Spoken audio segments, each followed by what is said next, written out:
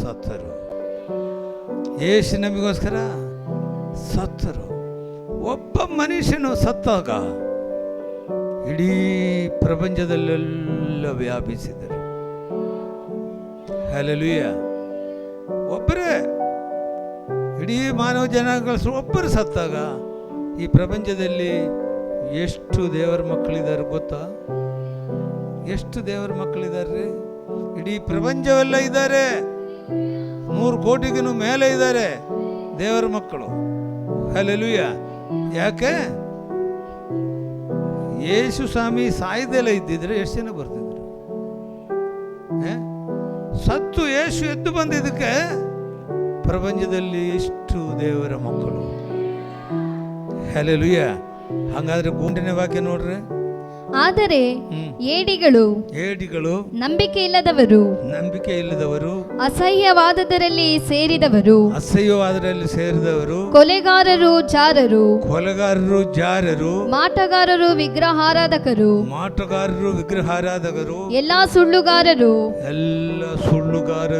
ಇವರಿಗೆ ಸಿಕ್ಕುವ ಪಾಲು ಬೆಂಕಿ ಗಂಧಕಗಳುಳಿರುವ ಕೆರೆ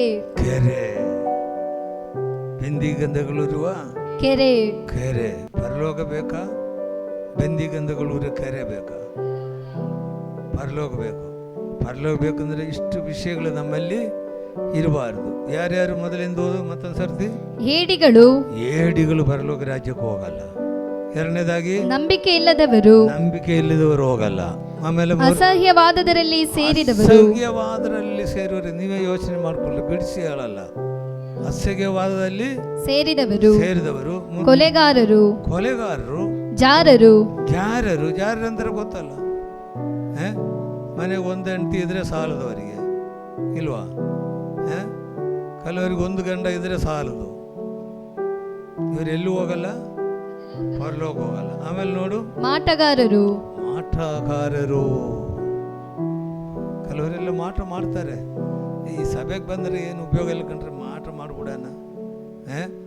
ಯಾರೋ ಕೈ ಮದ್ದು ಹಾಕ್ಬಿಟ್ಟಿದ್ದಾರೆ, ಅದಕ್ಕೆ ಮಾಟ ಮಾಡ್ಬಿಡೋಣ. ಅವನಿಗೆ ಸರಿಯಾಗಿ ಒಂದು ಗದಿ ಕಾಣಿಸ್ಬಿಡ್ತೀನಿ ಅಂತಾರೆ. ಯಾರು ಹೇಳ್ತಾರೆ ಗೊತ್ತಾ?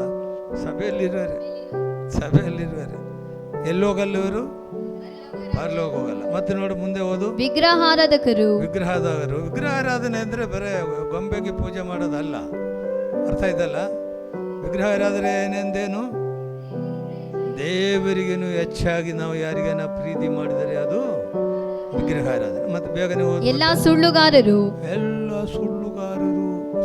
ಎಲ್ಲೋಗಲ್ಲ ಅಂದೆ. ಸುಳ್ಳು ಹೇಳೋರು ಕಣ್ಣಲ್ಲ ನೋಡಿದ್ದೀನಿ ಕಣ.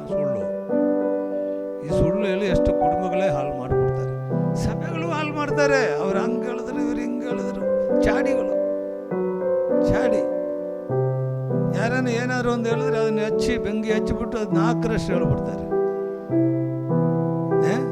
ಎಲ್ಲಿಗೂ ಹೋಗಲ್ಲ, ಪರಲೋಕ ರಾಜ್ಯಕ್ಕೆ ಹೋಗಲ್ಲ. ಆಮೇಲೆ ನೋಡು, ಇವರಿಗೆ ಸಿಕ್ಕುವ ಪಾಲು ಬೆಂಕಿ ಗಂಧಕಗಳುರಿಯುವ ಕೆರೆಯೇ. ಇವರಿಗೆ ಸಿಕ್ಕುವ ಪಾಲು ಬೆಂಕಿ ಗಂಧಕಗಳುರಿಯುವ ಕೆರೆ. ಹಲ್ಲೆಲೂಯ. ದೇವರ ಮಕ್ಕಳೇ, ಪರಲೋಕ ರಾಜ್ಯದ ವಿಷಯವಾಗಿ ನಾವು ಕೇಳಿದ್ದೀವಿ ಇಲ್ವಾ? ನಾವು ಎಲ್ಲಿ ಹೋಗೋರಾಗಿರ್ಬೇಕು? ಪರಲೋಕ ರಾಜ್ಯಕ್ಕೆ ಹೋಗಿರ್ಬೇಕು. ಹಾಗಾದ್ರೆ ಏನು ಮಾಡಬೇಕು? ಯಾರೇನ ಪಾರ್ಶ್ವ ಹೋದ್ರೆ ಪಾರ್ಶ್ವ ಕಾಲು ಹಿಡ್ಕೊಂಡು ಮೇಲಕ್ಕೆ ಹೋಗೋಣ ಅಂದ್ಯಾ? ಹೆಂಗ ಹೋದದು? ವಾಕ್ಯವನುಸರಿಸಿ ಜೀವಿಸಬೇಕು, ಪರಿಶುದ್ಧರಾಗಿ ಜೀವಿಸಬೇಕು. ಮೇಲೆ ಹೇಳಿದ್ರಲ್ಲ, ಅವೆಲ್ಲ ಪಾಲಿಸಬೇಕು. ಆದರೆ ನಾವು ಪರಲೋಕಕ್ಕೆ ಹೋಗ್ತೀವಿ. ವಾಕ್ಯಗಳಿಂದ ದೇವರು ನಮ್ಮನ್ನು ಆಶೀರ್ವದಿಸಲಿ. ನಾವು ಪ್ರಾರ್ಥನೆ ಮಾಡೋಣ. ನಮ್ಮನ್ನು ಬಹಳವಾಗಿ ಪ್ರೀತಿ ಮಾಡುವ ಸ್ವರ್ಗೀಯ ತಂದೆಯಾದ ದೇವರೇ, ಯೇಸುವೆ, ನಿನ್ನ ಅಮೂಲ್ಯವಾದ ವಾಕ್ಯವನ್ನು ನಾವು ಕೇಳಿದ್ದೀವಲ್ಲಪ್ಪ. ನಾವು ನಿತ್ಯ ಜೀವಕ್ಕೆ ಬಾಧ್ಯಸ್ಥರಾಗುವಂತೆ ಮಾಡಪ್ಪ. ನಮ್ಮಲ್ಲಿ ಯಾವ ಕೆಟ್ಟದಿರಬಾರ್ದಪ್ಪ. ನಿನ್ನ ರಕ್ತದಿಂದ ನಮ್ಮನ್ನು ತೊಳೆದು ಶುದ್ಧೀಕರಿಸಪ್ಪ. ನಿತ್ಯ ಜೀವಕ್ಕೆ ಬಾಧ್ಯಸ್ಥರಾಗುವಂತೆ ಮಾಡಪ್ಪ. ನೀನೇ ಬಲಪಡಿಸು, ಶಕ್ತೀಕರಿಸು. ಯಾರಾದರೂ ಕಷ್ಟದಲ್ಲಿ, ಕಾಯಿಲೆಗಳಲ್ಲಿ, ರೋಗದಲ್ಲಿ, ದುಃಖದಲ್ಲಿ ಇದ್ದರೆ ನೀನು ಅವರನ್ನು ಮುಟ್ಟಿ ಸ್ವಸ್ಥ ಮಾಡ್ಕೊಳ್ತಾನೆ. ನೀನೇ ಅದ್ಭುತ ಮಾಡಪ್ಪ.